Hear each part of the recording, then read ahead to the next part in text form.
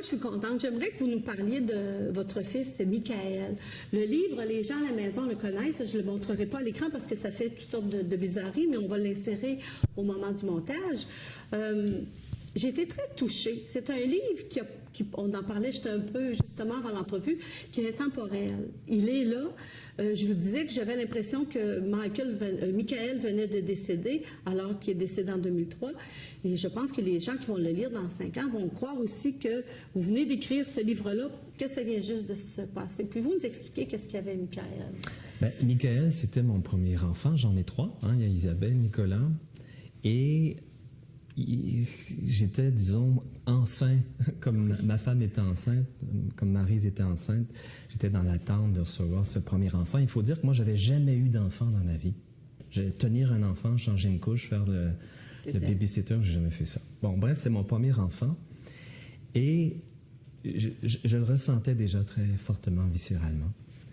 Mais à quelques minutes de la naissance, ce qui s'est passé à domicile, oui. J'ai cette intuition que je communique à une amie qui était présente chez nous. Je lui dis, tiens, lui, toute sa vie, ça va se passer entre la vie et la mort. Et quand Michael naît, il est bien portant, tous les signes vitaux sont parfaits. Mais à 3 jours de vie, on doit l'hospitaliser et c'est là que ça commence, ce grand tumulte. On se rend compte qu'il y a plusieurs malformations intérieures. Je vous fais j'épargne les détails, mais disons 2 chirurgies majeures dans les premiers 30 jours de vie, dont une chirurgie à cœur ouvert. Et il récupère très bien tout ça, malgré tout. Et on se dit, bon, naissance à domicile, on était des parents un peu granaux, naturaux, et surtout pas hôpitaux. Après 7 semaines aux soins intensifs, on se dit, bon, voilà, on était un petit peu étraînés à la dure comme parents, maintenant on va s'en tirer. Puis là, on voit bien qu'il n'arrive pas à relever la tête, qu'il n'y a pas le développement moteur assez en phase avec son âge.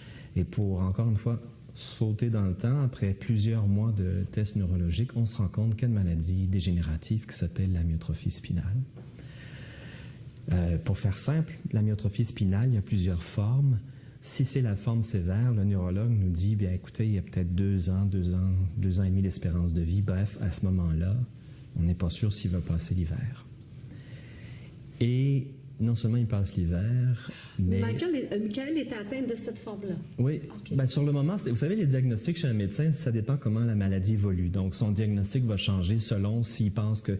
Et au début, on dit c'est la forme sévère. Et là, on se rend bien compte qu'il passe l'hiver. Oui, il y a des problèmes respiratoires. C'est une des conséquences de cette maladie-là. Je vais donner une image. C'est un enfant qui n'a pas de grande masse musculaire. Et les muscles qu'il a dégénèrent parce qu'il n'y a pas de stimulation par les cellules neuromotrices. Ce qui veut dire que ce que je viens de faire respirer, c'est difficile pour lui à la longue parce que ça demande un effort musculaire à respirer. Les conséquences de cette maladie font en sorte que cet enfant, comme ceux qui sont atteints, développe des problèmes respiratoires, ce qui fait que même à la limite, un simple rhume peut être mortel. Un rhume, congestion, sécrétion, engorgement des bronches, des poumons, pneumonie, décès. Alors, on apprend tout ça en même temps. C'est un grand choc de vie, d'apprendre que son enfant a une très courte espérance de vie.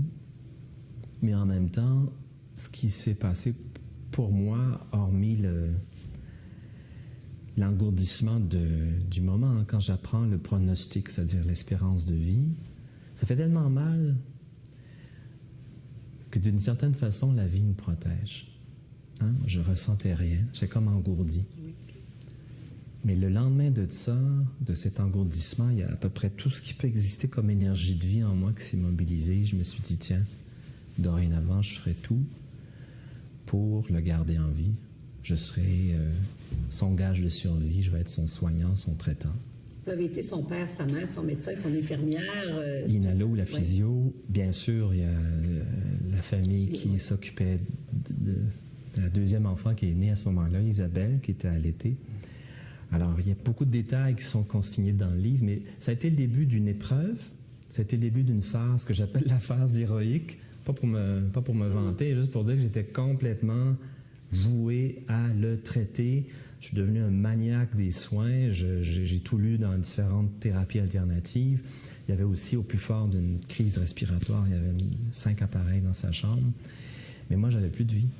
Et puis, pour mes proches, ben, j'étais tellement tendu parce que... Vous ne laissiez pas la place aux autres pour le soigner. Un manque de confiance ou tellement vouloir... Je pense que j'avais une dimension de guérisseur qui l'a fait émerger, mais c'était devenu trop, là. Sur 39 mois qu'a duré cette phase héroïque, j'étais tellement tendu que, par exemple, je voyais ma belle Isabelle qui se promenait en hiver, hein, sur un parquet de bois qui est un peu froid, pieds nus. Je gueulais après elle parce que pieds nus veut dire qu'elle peut avoir un rhume. Si elle a un rhume, elle va le choper à son frère, puis lui peut en mourir. Donc, qu'est-ce qu'elle avait à comprendre, cette belle fille de 30 mois qui marchait, costaud, pétante de santé, mais que son père lui gueulait à la tue-tête, puis en même temps pouvait lui faire un beau câlin.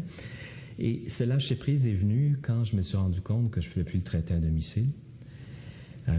J'étais épuisé, vraiment épuisé. Et puis, il a fallu mourir une fois lors d'une hospitalisation et traitement à domicile. Et là, j'ai lâché prise en créant une alliance avec l'hôpital. Mais comment vous avez vécu ça? Parce que vous, de laisser quelqu'un d'autre prendre soin de cet enfant-là, vous l'avez comme porté une seconde fois, je dirais, là, après que sa mère l'ait mis au monde, vous l'avez repris et vous l'avez coucouné un peu comme si c'était que vous. C'est un lien fusionnel très fort, c'est vrai. Comment j'ai fait? Je pense que je me suis rendu compte, c'était assez clair, j'étais au bout de mes compétences. Comme je vous dis, il y a eu un épisode, c'était en juin 97, il a vraiment failli mourir. Et parce que j'avais pas la capacité de faire des tests sanguins à domicile, là, il était en train de s'asphyxier de l'intérieur, il y avait du gaz carbonique qui montait. Moi, je lui donnais de l'oxygène comme assez pour gonfler une montgolfière, mais ça passait plus ou ça passait à travers. Et là, c'est l'urgence et la limite qui a fait en sorte qu'il a fallu transférer ça tranquillement à l'hôpital lorsqu'il était malade. Je précise qu'il n'a jamais été institutionnalisé, hein, Michael? Non. Quand il avait un épisode respiratoire, on a établi un protocole de soins, mais ensuite, il revenait à la maison une fois guéri. Mais ça, c'est juste la dimension médicale. Je vais parler aussi d'un Michael qui est beaucoup plus qu'une maladie. Oui, c'est ça. Mais ce que je voulais dire aussi, c'est que lorsque vous avez décidé, vous avez lâché prise. Oui. Bien là, vous aviez votre travail, vous avez décidé, je lâche prise, mais vous, j'avais l'impression qu'il y a les extrêmes, parce que là, non seulement vous avez quitté, vous avez quitté plus que la ville, vous avez quitté le pays, vous êtes allé travailler ailleurs. Ah oui, non, je comprends. Pendant 39 mois, je n'ai pas quitté mon domicile plus loin que 3 heures de route. Mais là, quand c'est arrivé en juin 97, ce quasi-décès de Michael, j'ai pris la chance et je me suis autorisé à aller couvrir un congrès en France. Mais vous dire comment je me sentais coupable. Je regardais la porte d'embarquement quelques minutes avant le départ, mais j'y vais pas. Je suis allé couvrir le congrès, mais j'étais malade comme un chien pendant une semaine parce que ça m'a joué dans les tripes. Mais il faut ça, hein, parce que quand je suis pas le seul là-dedans, ceux qui sont des aidants naturels, vous savez ce que c'est, on en fait trop. Être dans le syndrome du sauveur, on ne demande jamais de l'aide. Alors, il faut demander de l'aide. Et il faut s'aider soi-même et prendre soin de soi. Moi, j'ai appris à partir de là à prendre soin de moi parce que si j'étais un père quand même amoureux de tous mes enfants, j'étais un père exténué, donc facilement irritable. Donc, il faut prendre soin de soi, de sa vie, pas simplement celle de ses proches. Diriez-vous qu'à partir du moment où vous avez eu ce lâcher-prise, vous avez vécu plus de moments de bonheur avec Michael aussi? Parce que Michael, c'était la joie, il y avait des rêves. Ah oui, c'est un enfant. Écoutez, on a parlé de la dimension médicale, mais c'est un enfant tellement allumé qu'ici, comme il le disait d'ailleurs à 2 ans et demi, il dit ça à sa mère, il dit « Je suis petit dans mon corps, mais grand dans ma tête. Ce que je ne peux pas faire avec mon corps, je le fais dans ma tête. » Donc, l'imaginaire, le mental surdéveloppé, comme il était un enfant handicapé, il n'a jamais marché. Moi, je me suis juré, il ne sera pas handicapé du langage. Alors, comme je n'avais pas eu d'enfant dans ma vie, je n'avais pas non plus de réserve ou de limite. Je lui parlais intelligemment, même à 6 mois, à 7 mois, 8 mois, puis on me disait, ben non, Richard, je ne comprends pas, voyons donc. J'ai jamais parlé bébé à mes enfants.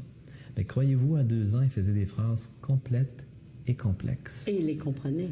Et il avait un vocabulaire très étendu, et c'est par cette langue, cette capacité langagière qu'il a créé des liens, qu'il a créé des réseaux.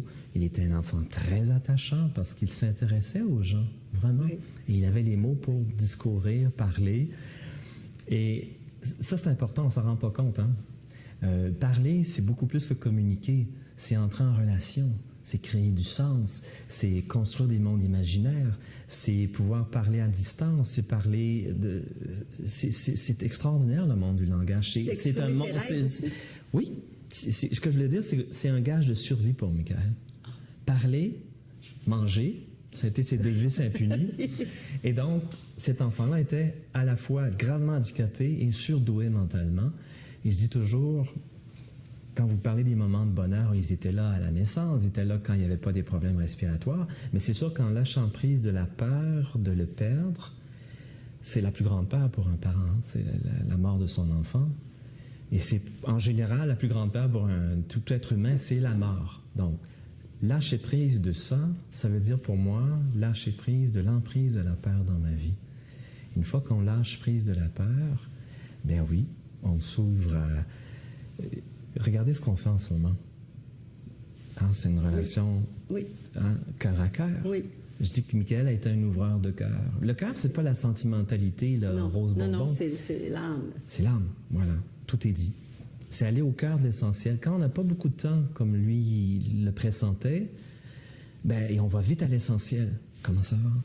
Qu'est-ce que tu as mangé ce matin? Qu'est-ce que tu as fait? Il demandait ça au préposé, à l'infirmière, au médecin, à la tante, à la grand-mère. Tout le temps en relation, tout le temps aller à l'essentiel, tout le temps dire les choses qui l'impulsent, qui le mettent en vie. Ah, le goût d'être chanteur, ben, il y a eu une phase où Michael était chanteur. Il a enregistré même. Qu'il ait eu 12 heures par jour sur un respirateur, ça c'est une limite réelle. Mais ça lui laissait 12 heures pour chanter. Il a même fait un disque. Il avait tout mémorisé, le tour de chant de Notre-Dame de Paris. C'est aussi ça, hein, pour moi, Michael, mon fils, le livre, mais mon fils, un ouvreur de cœur, et apprendre auprès de lui à ne pas se créer des fausses limites qui sont celles toujours de la peur. Je vais vous donner des exemples. Les peurs, on en a des milliers. Hein? Oui. On arrive là, ah, j'oserais pas faire ça. Mais qu'est-ce qu'une telle va dire? Ah, vous savez, dans ma famille, on n'a jamais fait ça. Vous entendez le discours mental où on s'auto-limite? Lui, il ne pouvait pas marcher, c'est clair. Il ne pouvait pas non plus espérer avoir une longue vie. Peu importe, qu'est-ce qu'on fait maintenant? Je peux marcher dans ma tête, je peux faire marcher le monde, je peux chanter, je peux devenir aspirant premier ministre. Ça, pas de fausses limites. C'est une belle école quand on vit avec cet extrême d'une façon non tragique.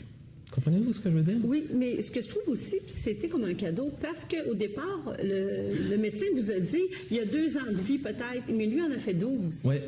C'est déjà beaucoup plus. À l'âge de 2 ans, vous deviez peut-être vous dire, bon, est-ce que je vais le perdre maintenant qu'il a 2 ans? Mais non, il a fait 10 ans de plus. Après ça, le diagnostic a été changé et ensuite, donc, le pronostic, on lui donnait 5 à 10 ans. Mais bref, il a dépassé toute espérance de vie. Il a eu une survie, une vie pleine, entière, intense, qui a transformé la vie de milliers de personnes. Hein, vous savez, de son vivant. Il était à tu à toi avec Louise Arel, autrefois, qui était présidente de l'Assemblée nationale. Elle était tellement estomaquée de voir ce petit bonhomme de 10 ans qui discourait sur les systèmes politiques comparés à 10 ans. Oui. Qu'elle lui a fait un hommage à l'Assemblée nationale. C'était en mars 2003. Donc, à ce moment-là, il voulait être ministre de l'Éducation, mais en ayant l'hommage, il dit, tiens, premier ministre du Québec. Moi, je taquinais, je disais pas mal. Tu fais l'unanimité des partis au Salon Bleu. Ovation debout pour Michael le Duc Cummings, alors qu'il n'a même pas déposé sa candidature. Il n'y a pas beaucoup de premiers ministres ou aspirants qui ont eu ça dans leur carrière.